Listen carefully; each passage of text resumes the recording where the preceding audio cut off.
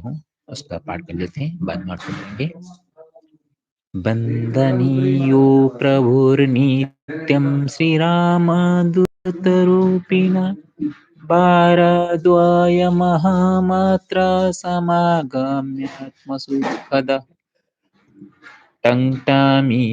निनादेन टाळातीनं कटत्वरा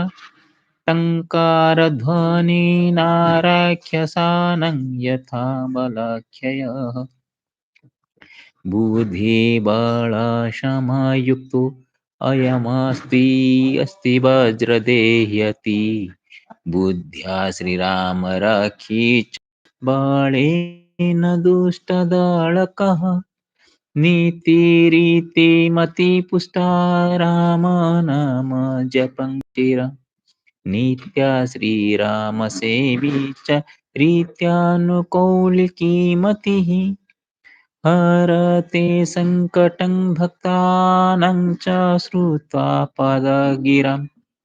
हरे राम भजन् श्रुतिव सहसा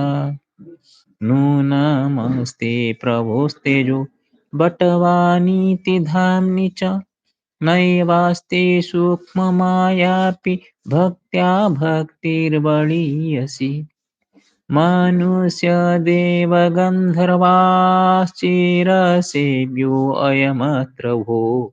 मायिकमानुष